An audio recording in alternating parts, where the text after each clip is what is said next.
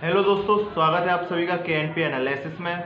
हम दोबारा से इस सीरीज को स्टार्ट कर चुके हैं जिसमें हम लक्ष्मीकांत को लगातार 1 to 1 चैप्टर 1 to 1 पॉइंट उसका डिस्कस किए जा रहे हैं। आज लक्ष्मीकांत के इसी चैप्टर में हम पढ़ेंगे आर्टिकल नंबर 26 यानी कि अनुच्छेद नंबर 26।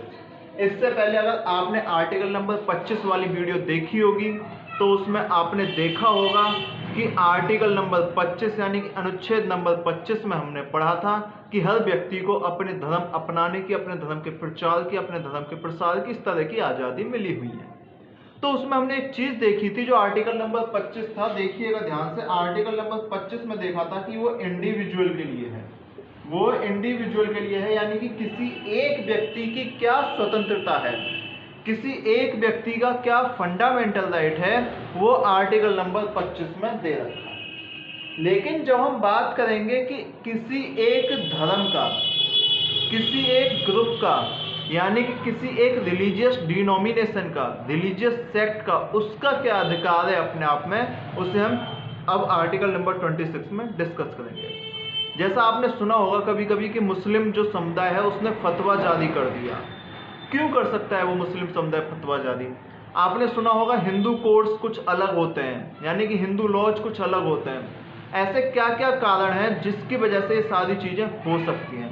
तो आर्टिकल नंबर 26 में हम यही चीज पढ़ने वाले हैं। तो आर्टिकल नंबर 26 जो बोलता है, आर्टिकल नंबर 26 की अगर शुरुआत करें,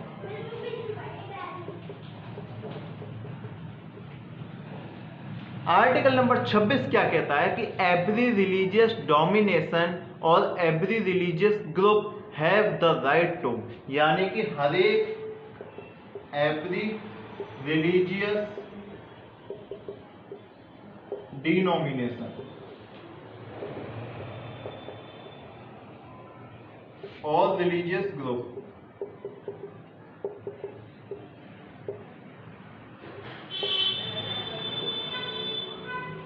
हैज द राइट, किसी भी धार्मिक संगठन को, किसी भी धार्मिक संघ को आजादी है।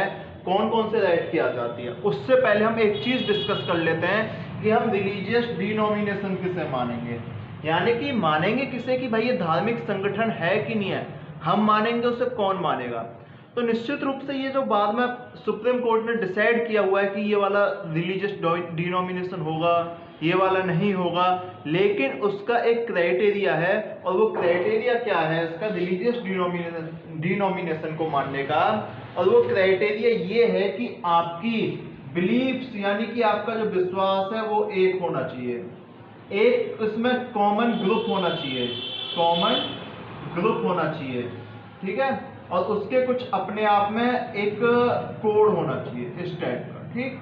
यानी कि कुछ ऐसे लोग हों जिनकी आस्था एक जैसी हो, कुछ ऐसे लोग हों जिनके विचार एक जैसे हों, कुछ ऐसे लोग हों जो मानते हों कि हाँ हम इस संप्रदाय को अपनी आज़ादी से मान रहे हैं, ठीक है, हम इस धर्म को अपनी आज़ादी से मान रहे हैं। और वो स्पिरिचुअल वेल बीइंग यानी कि अपनी आत्म जो सिद्धि है उसकी अच्छाई के लिए माना जाए, तो उसे हम रिलीजियस डिनोमिनेशन बोल देते हैं, ठीक है। कोई इसकी प्रैक्टिकल डेफिनेशन कॉन्स्टिट्यूशन में नहीं दे रखी, ये सुप्रीम कोर्ट के एक विभिन्न डिसीजंस के आधार पर हमने बनाया।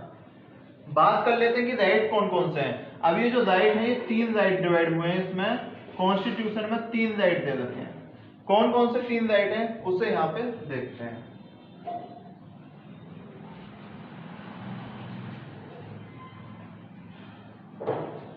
पहला राइट, पहला राइट क्या होगा? दोबारा समझ लो, आर्टिकल नंबर 25 इंडिविजुअल के लिए है, आर्टिकल नंबर 26 किसी रिलीजियस डिनोमिनेशन के लिए है। रिलीजियस डिनोमिनेशन यानी कि कोई भी धार्मिक संगठन का मतलब होता है कि वो अपने किसी बिलीफ, एक बहुत सारे लोग हों, कॉमन ग्रुप हो, सेम बिलीफ हो, स्पिरिचुअल वेलबींग हो उनका, ठीक है, और वो सेम एक उनका डिस्टिंक्टिव नेम हो, ठीक है। ये सारी चीजें रिलीजियस डिनोमिनेशन को डिफाइन करती हैं। अब मैंने बोला कि आर्टिकल नंबर 26 में कॉन्स्टिट्यूशन में इनको 3 और 4 राइट दे रखे हैं, ठीक है। उन 4 राइट को हम पढ़ लेते हैं कि 4 राइट कौन कौन से हैं। तो जो इनका पहला राइट है वो ये है, to maintain and establish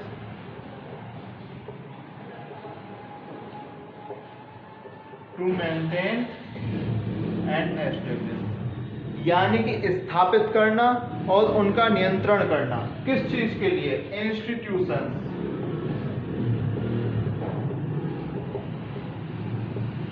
for religious and charitable purpose, for religious and charitable, यानी कि ये बोलता है आर्टिकल नंबर 26 क्लॉज 1 बोलता है कि जो भी रिलीजियस डिनोमिनेशन होगा वो कोई भी एक इंस्टीट्यूशन, कोई भी एक शाखा, कोई भी एक संस्था स्थापित कर सकता है। किस किस के लिए? एक तो अपने धार्मिक कार्यों के लिए, यानी कि फॉर रिलीजियस कारण से, धार्मिक कारण से, और दूसरा चैरिटी पर्पस से, यानी कि दूसरा किसी दूसरे के भले के पर्पस से ये कोई भी रिलीजियस डिनोमिनेशन स्थापित कर सकता है। दूसरा देख लेते हैं, दूसरा क्या है?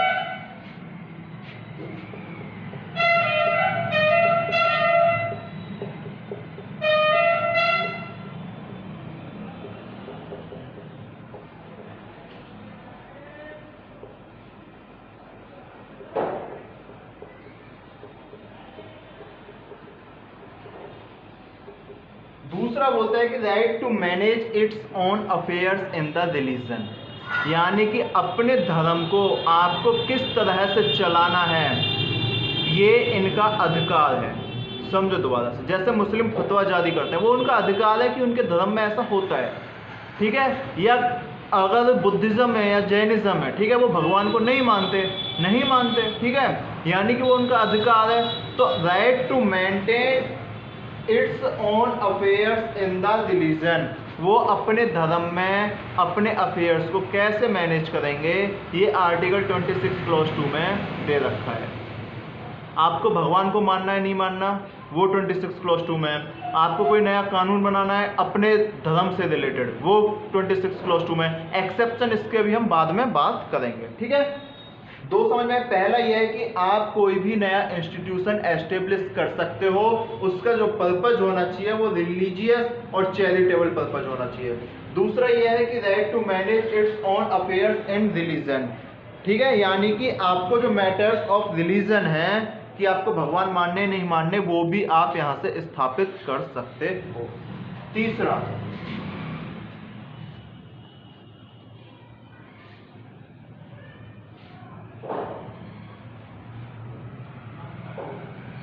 टू एक्वायर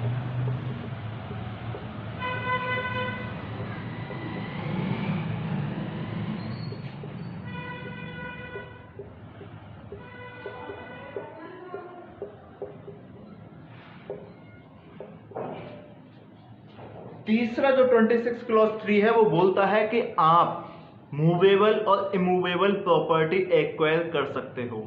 इमूवेबल जैसे जमीन हो गई, उसे आप कहीं उठा के नहीं ले जा सकते। मूवेबल जैसे कि मान लीजिए आपके पास सोना हो गया, चांदी हो गई, ठीक है, ये मूवेबल प्रॉपर्टी में आ जाता है। तो यानी कि आपको अधिकार मिला हुआ है to acquire movable and immovable property. और इसी का फिर चौथा पार्ट है जो इससे ही रिलेटेड है, वो ये कहता है कि ये जो प्रॉपर्टी होनी चाहिए, ये जो प्रॉपर्टी होनी चाहिए, ये अकॉर्डिंग टू लॉज होनी चाहिए, अकॉर्डिंग टू लॉ। यानी कि आपको ये जो प्रॉपर्टी एक्वायर करनी है, प्रॉपर्टी अपने पास रखनी है, ये कानून के आधार पे होनी चाहिए। ऐसा नहीं है कि आप कानून तोड़ के, भ्रष्टाचार करके, करप्शन करके, धर्म के नाम पे, किसी भी नाम पे जबरदस्ती किसी की जमीन छीन। समझे नहीं समझे? ये था आर्टिकल नंबर 26। बात करते हैं कि इसमें एक्सेप्शन क्या है, यानी कि इसमें अपवाद क्या है। अपवाद, एक्सेप्शन।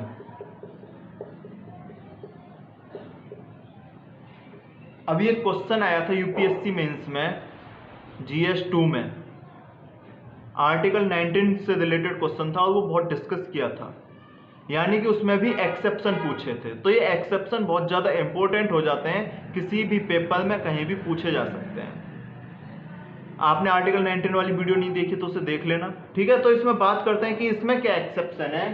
तो इसमें जो एक्सेप्शन दिए हुए हैं, सेम वही 3 एक्सेप्शन हमेशा होते हैं: public order, morality and health. Public order, morality and health. Public order, morality and health. अब ये तीन अपवाद काम कैसे करेंगे, ये जो तीनों एक्सेप्शन है ये काम कैसे करेंगे, इस चीज को देख लेते हैं। पहले इन दोनों में ही देख लेते हैं, ठीक है। तीसरे और चौथे में, तीसरे में हमने पढ़ा है कि आपको एक्वायर करनी है मूवेबल एंड इमूवेबल प्रॉपर्टी, ठीक।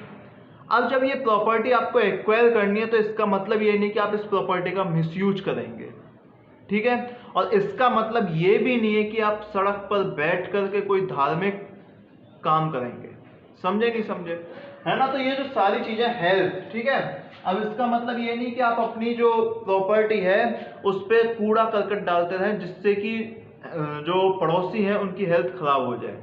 ये सारी चीजें आपको ध्यान में रखनी होती हैं। इससे पहले हमने दो चीजें पढ़ी थी आर्टिकल 26 में ही। पहली चीज क्या पढ़ी थी हमने, to maintain and establish, to maintain and establish. Article 26 clause 1 क्या पढ़ा था, institution, to maintain and establish institution for religious and charitable purpose.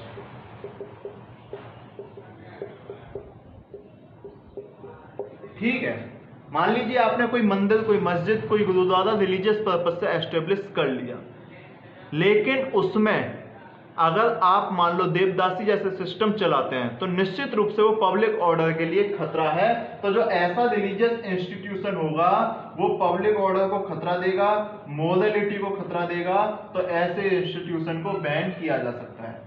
Charitable purpose है, ठीक है। लेकिन अगर आप फॉरेन से यानी कि विदेश से फंड ले रहे हैं और आप जो है वो FCRA के अकॉर्डिंग फंड नहीं ले रहे, यानी कि आप इलीगल फंड ले रहे हैं, तो भी जो आपने ये इंस्टीट्यूशन स्थापित किया था ये बैन किया जा सकता है। ये बोलता है आर्टिकल 26 क्लॉज 1। 26 क्लॉज 2 देख लेते हैं वो क्या बोलता है।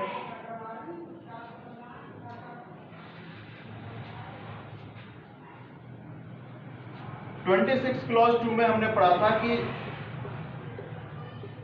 Right to maintain its own affairs in religion. आपको अपने धर्म कैसे चलाना है, आपको अपने धर्म का प्रचार प्रसार, आपको धर्म के कानून क्या रखने हैं, ये आपकी इच्छा है, बिल्कुल इच्छा है। लेकिन एक चीज ध्यान रखिएगा, जैन धर्म में एक और चीज, जैन रिलीजियस डिनोमिनेशन है कि नहीं है। हिंदू धर्म का एक हिस्सा है जैन, और बुद्धिज्म जो है वो अपने आप में एक अलग धर्म है, ठीक है, अपने आप में एक अलग रिलीजन है, दोनों ही रिलीजियस डिनोमिनेशन है। तो जैन धर्म में एक प्रोसेस होता है जिसे बोलते हैं हम सलेखना। इसमें क्या होता है कि जिसे मोक्ष प्राप्ति करनी होती है वो खाना पीना छोड़ देता है लास्ट टाइम पे। तो इसमें एक 13 साल के बच्चे ने राजस्थान में सेम प्रोसेस किया। अब 13 साल के बच्चे को ना तो रिलीजन की इतनी समझ होगी, लेकिन उसने देखा सुना करते थे, उसने भी किया। तो फिर वहां पे सुप्रीम कोर्ट ने बोला कि ये तीनों चीज के खिलाफ है, दोनों चीज के खिलाफ है, ये मोरलिटी के भी खिलाफ है, ये मोरलिटी के भी खिलाफ है और ये हेल्थ के भी खिलाफ है। इसीलिए इस बच्चे को हम ये प्रोसेस जो है वो अपने ऊपर लागू नहीं करने देंगे। Right to die is a fundamental right नहीं, राइट टू डाई हमारा फंडामेंटल राइट नहीं है, ठीक है। या right to die with dignified, right to with dignified die, वो भी हमारा फंडामेंटल राइट नहीं है, यानी कि मौलिक अधिकार नहीं है। सेम ऐसे अगर आप मान लीजिए मुस्लिम का एग्जाम्पल दूं मैं आपको, ट्रिपल तलाक, मुस्लिम में क्या जो था वो ट्रिपल तलाक वाला जो मैटर था, मुस्लिम में ट्रिपल तलाक।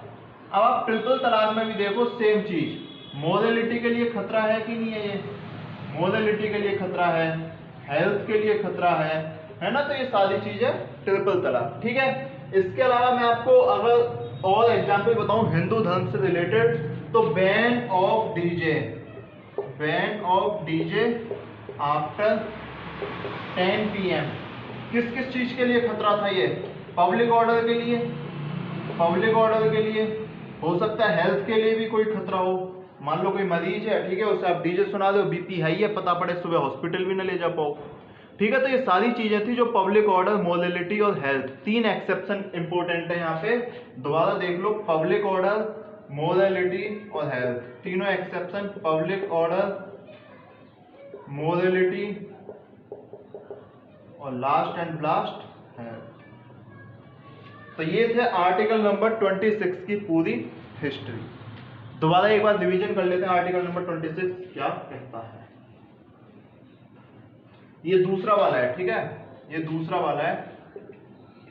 आर्टिकल नंबर 26 बोलता है, सबसे पहले बोलता है आर्टिकल नंबर 26 कि आप एस्टेब्लिश कर सकते हो, आप एस्टेब्लिश कर सकते हो, मेंटेन कर सकते हो, मेंटेन कर सकते हो क्या, इंस्टीट्यूशन, क्या मेंटेन कर सकते हो, इंस्टीट्यूशन, किस किस काम के लिए, रिलीजियस एंड चैरिटेबल पर्पज के लिए, रिलीजियस एंड चैरिटेबल पर्पज के लिए, ठीक है। एक और चीज, अरविंदो सोसाइटी जो है वो रिलीजियस डिनोमिनेशन नहीं है, जबकि रामकृष्ण मिशन जो है वो रिलीजियस डिनोमिनेशन यानी कि धार्मिक संघ है। दूसरा क्या बोलता है आर्टिकल 26 क्लॉज 1, ये हो गया। आर्टिकल 26 क्लॉज 2 बोलता है कि आपका जो धर्म है आप उसके अफेयर्स जो है वो खुद से मेंटेन कर सकते हो। इसके बाद फिर आर्टिकल 26 क्लॉज 3 क्या बोलता है, दो तो ये हो गए, ठीक है। अब जब आपने कोई इंस्टीट्यूशन मैनेज किया होगा तो उसकी प्रॉपर्टी भी आप अपने पास रखोगे, यानी कि आर्टिकल नंबर 26 क्लॉज 3 बोलता है right to own movable and immovable property, movable and immovable property, ठीक है। आर्टिकल 26 क्लॉज 3 जो है वो प्रॉपर्टी से रिलेटेड है, और आर्टिकल 26 क्लॉज 4 जो है वो प्रॉपर्टी से ही रिलेटेड है। बस वो ये बोलता है कि अकॉर्डिंग टू लॉ आपको प्रॉपर्टी रखनी है, अकॉर्डिंग टू लॉ आपको ये प्रॉपर्टी रखनी है। एक्सेप्शन क्या क्या है इसमें, पब्लिक ऑर्डर, मोरलिटी और हेल्थ, ये 3 एक्सेप्शन है। तो ये था आर्टिकल नंबर 26। मुझे लगता है कि आपको आर्टिकल 26 समझ आया होगा। Difference between the article 25 and 26 यही है कि 25 इंडिविजुअल के बारे में, 26 किसी रिलीजियस डिनोमिनेशन के बारे में। और वीडियो अगर आपको अच्छी लगी हो तो चैनल को सब्सक्राइब कर दीजिएगा, वीडियो को लाइक कर दीजिएगा, कमेंट कीजिएगा, कोई भी अगर आपकी प्रॉब्लम हो, कोई भी कमेंट हो, कमेंट कर दीजिएगा। टेलीग्राम चैनल को ज्वाइन कर सकते हैं डेली आंसर राइटिंग के लिए। बाकी तो फिर चलते रहेंगे, नेक्स्ट चीज़ जो सीधे जो वो लगातार आती रहेगी। बहुत बहुत धन्यवाद।